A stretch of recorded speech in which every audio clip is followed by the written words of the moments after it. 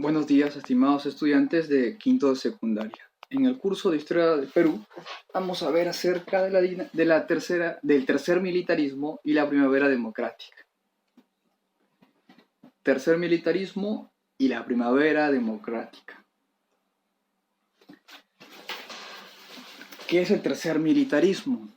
Es el tercer momento en la historia del Perú en el cual es gobernado por presidentes militares. ¿Okay? La mayoría son militares. Ya hemos visto, vamos a recordar, por qué hay tantos presidentes militares y por qué no hay presidentes civiles. Por la falta de estabilidad política, porque los presidentes civiles no tienen la suficiente fuerza, un partido político fuerte que llegue a la población. Por ese motivo los militares gobiernan el país y es el periodo de los militares. ¿Con qué hecho o con qué presidente comienza el tercer militarismo? El tercer militarismo comienza con Sánchez Cerro. Sánchez Cerro va a dar un golpe de Estado y se va a autoproclamar presidente del Perú. Así que con Manuel Sánchez Cerro comienza el tercer militarismo. ¿Y hasta cuánto o hasta qué fecha duró? ¿Cuánto tiempo duró el tercer militarismo? Duró hasta 1956.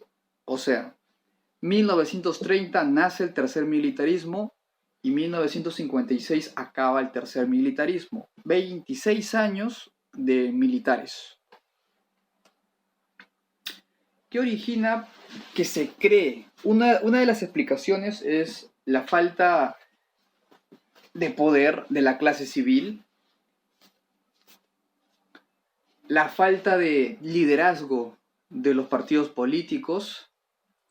Otra causa, el crack del 29, que sabemos que afecta de forma indirecta a los países aliados de Estados Unidos. Las exportaciones del Perú comenzaron a bajar, a disminuir, producto del crack del 29. Los trabajos de obreros comenzaron a disminuir. Se pagaban pocos impuestos, se realizaban pocas obras públicas. La clase gobernante no era la clase popular. Otra causa es el gobierno de Leguía, un gobierno dictatorial. Y otra causa más es una política entreguista, o sea que el presidente entrega territorio, cede territorio para evitar una guerra. Todas estas causas van a generar que se dé el tercer militarismo.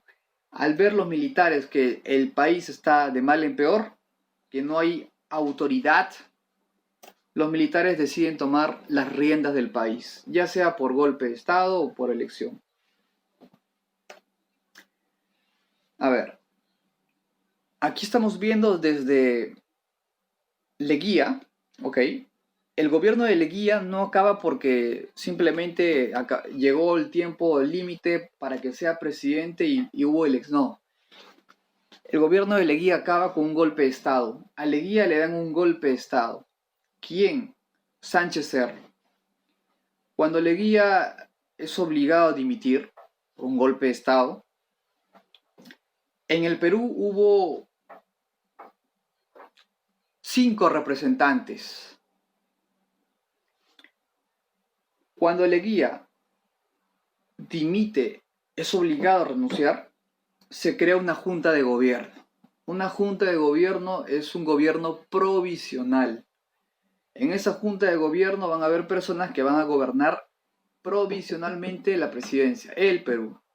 Tenemos, por ejemplo, a María Ponce, Sánchez Cerro, Leoncio Elías, Gustavo Jiménez, David Samanez Ocampo.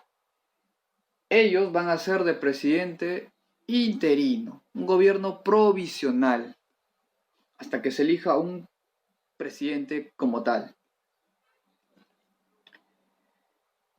Muy bien. Pero de todos ellos, el que va a llegar a la presidencia como tal, así se ha visto como un dictador, va a ser Sánchez Cerro.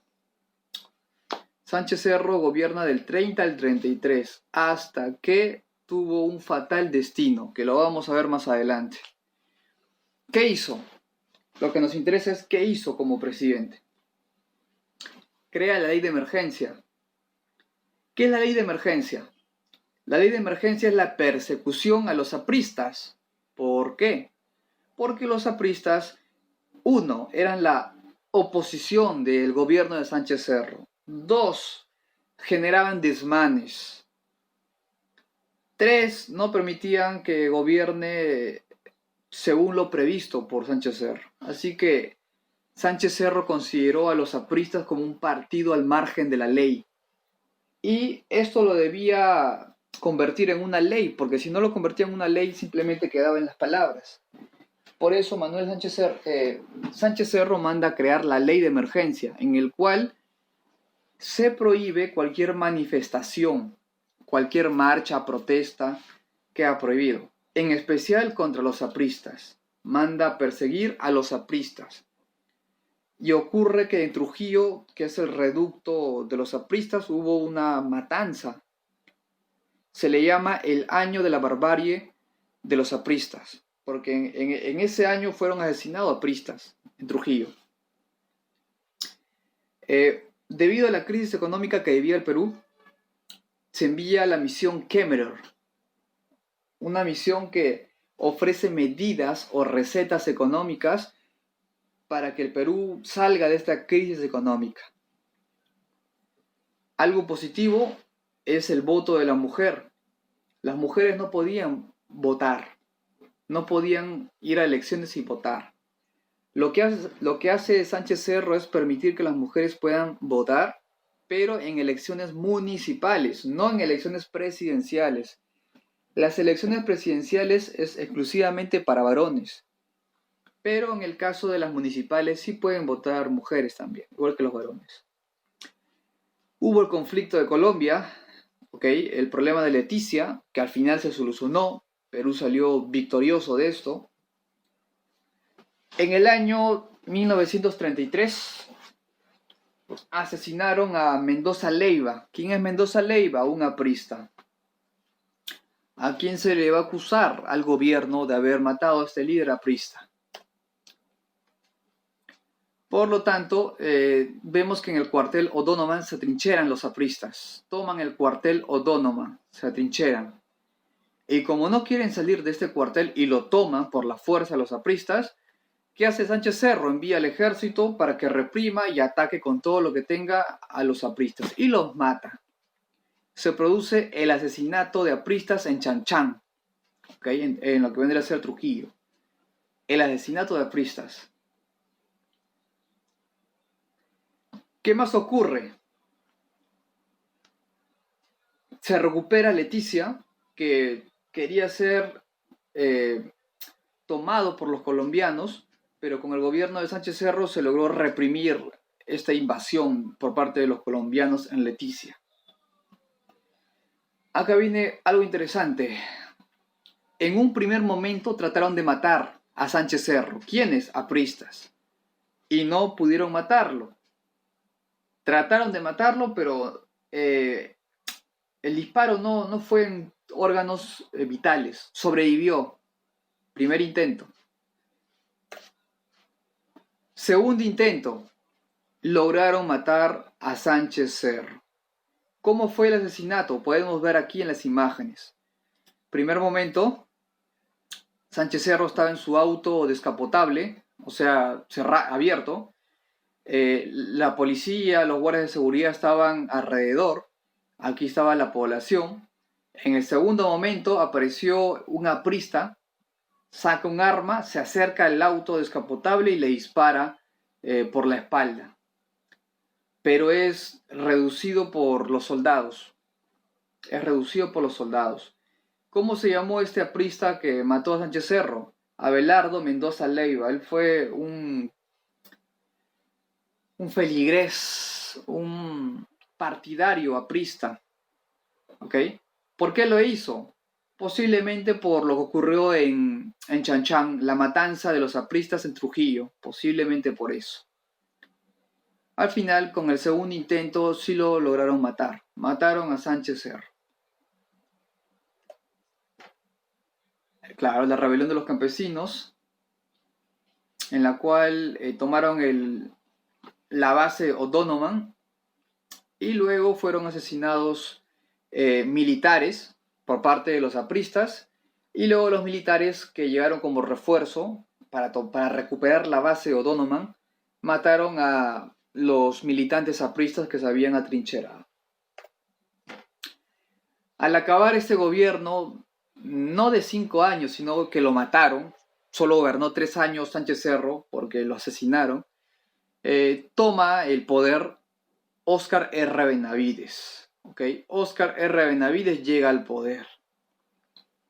Su gobierno tenía que ser un gobierno de calma, no un gobierno confrontacional, no un gobierno represivo, sino un gobierno concertador. Es por eso que la política de este nuevo presidente, Óscar R. Benavides, era llevarse bien con los partidos políticos. El lema de Óscar R. Benavides era orden, paz y trabajo. Es por eso que Benavides, para llevar la fiesta en paz con todos los partidos políticos, crea una ley, la ley de amnistía, paz y concordia, en el cual va a declarar amnistía contra los presos políticos, o sea, contra los apristas. Va a mandar a liberar a los apristas, ¿ok? Y va a prometer de que va a llevar la fiesta en paz con los apristas. En su gobierno se crea el Seguro Social del Obrero, se crea el Ministerio de Salud Pública, se crea la asistencia social, que antes no existía. Todo eso se va a crear en el gobierno de Benavides. En lo que es la política vial, se construye la carretera Panamericana, que es la carretera más larga de América. Se crea la carretera central en Tingo María. Se construye el terminal marítimo y el dique del Callao. O sea, aspectos positivos en su gobierno. Se acaba el conflicto con Colombia. El conflicto de Leticia, que en el gobierno de Sánchez Cerro se encrudeció, con el gobierno de Benavides, a pesar que era militar, trató de llevar la fiesta en paz y llegar a un acuerdo con Colombia. Y se firma el Protocolo de Amistad, Límites y Cooperación con Colombia. Luego se firma otro acuerdo, el Acta de Lima. Pero el Acta de Lima no es con Colombia, el Acta de Lima es con Ecuador. ¿Okay? En lo cual el Perú cede territorio. Cede territorio a Ecuador. Y Ecuador, a cambio, firma el Acta de Lima. O sea, en vez de proteger los intereses nacionales, Benavides vio como salida, en vez de luchar, ceder y cedió territorio. ¿Qué más hace Antigüinza? Mandó a crear los comedores populares. Y en el gobierno de Óscar R. Benavides, sobre todo en el último año, 1939, recordemos qué ocurría en el contexto internacional. En 1939 en el mundo se estaba dando el inicio de la Segunda Guerra Mundial. Cuando Benavides entraba en su último año, o sea, vendría a ser el 6º año, se estaba dando la guerra, inicios de la Segunda Guerra Mundial, invadiendo Polonia. Y bien, aquí vemos las obras que hizo Benavides, el Seguro Social, mandó a reconstruir el Palacio de Gobierno, mandó construir el Palacio de Justicia, creó la carretera central, fundó el Banco Industrial, mandó a crear la carretera Panamericana, modernizó los puertos del Callao, creó la ley de amnistía, en el cual los apristas ya no iban a ser perseguidos y los iban a liberar. El problema con Colombia también quedó solucionado. Y en el año final de su gobierno convocó elecciones. Habían 2 candidatos políticos, José Quesada y Manuel Prado. ¿Quién resultó vencedor? Manuel Prado. Pero Manuel Prado llegó al poder no con un solo partido político, sino llegó al poder con varias alianzas políticas. El Partido Comunista, los grupos bancarios, el Palacio de Gobierno, o sea, Benavides también apoyaba a Manuel Prado. Y de esta forma Manuel Prado llega a la presidencia del Perú. Manuel Prado Ugarteche, nuevo presidente del Perú. Gobernó del 35 al 45, justo en plena Guerra Mundial. Recordemos que la Segunda Guerra Mundial comenzó en el 39 y acabó en el 45. Y Manuel Prado Ugarteche también. Comenzó a gobernar en el 39 y acabó en el 45. O sea, en plena Segunda Guerra Mundial gobernó. ¿Cuál era el lema? ¿Cuál era la frase de Ugarteche? Buena vecindad. O sea, estaba dando a entender de que se iba a llevar bien con todos los partidos políticos. Iba a tratar de llevarse bien con todos los partidos políticos. Pero no olviden que los problemas que ocurran a nivel internacional afectan al Perú. ¿Por qué? Porque nosotros tenemos como socio comercial a Estados Unidos. Y Estados Unidos interviene en la Segunda Guerra Mundial. Así que nuestras importaciones disminuyen. O sea, se va a comprar menos. Por otro lado, nuestras exportaciones aumentan. ¿Fue bueno? Claro que fue bueno para el Perú. Para Estados Unidos no fue tan bueno, pero para nosotros sí. Para Estados Unidos, ellos necesitaban algodón, caña de azúcar y otros productos y otras materias primas que el Perú tenía. Así que para nosotros fue bueno. Nuestro nivel de exportación fue en aumento. ¿Por qué? Porque Estados Unidos, que estaba en plena guerra mundial, necesitaba materia prima para fabricar, ya sea, no sé, balas, necesitaba alimentos, telas, todo eso necesitaba. Y el Perú se benefició en ese tiempo. ¿Qué más se creó en el gobierno de Ugarteche? Los departamentos de Tumbes y Pasco. Se construye la central hidroeléctrica, Cañón del Pato. Se comienza a construir esta hidroeléctrica que va a proveer de energía eléctrica a las ciudades. Se manda a construir la planta siderúrgica de Chimbote. ¿Y para qué sirve una planta siderúrgica? Para construir acero. ¿Y el acero para qué sirve? Para todo. Para construir casas, para construir monumentos, para todo.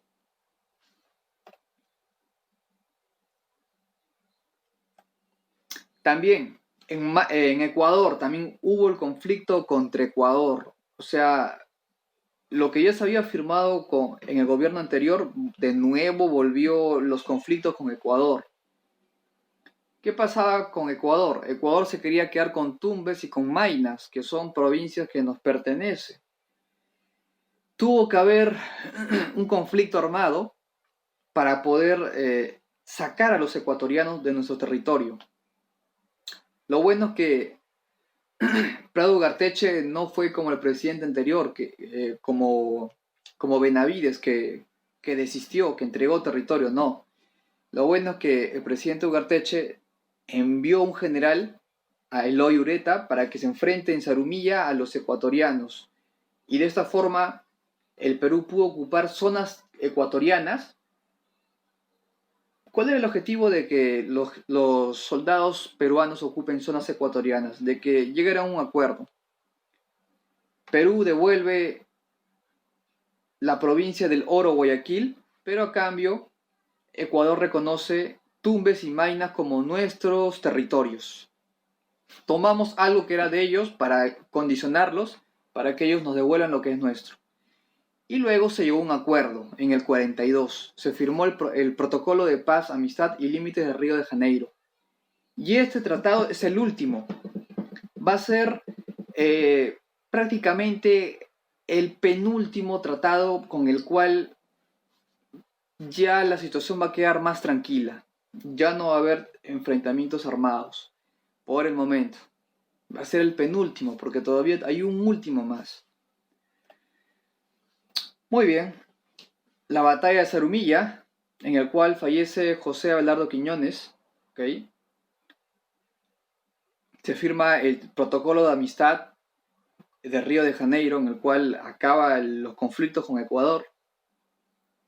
Se produce la Segunda Guerra Mundial en pleno gobierno de Ugarteche.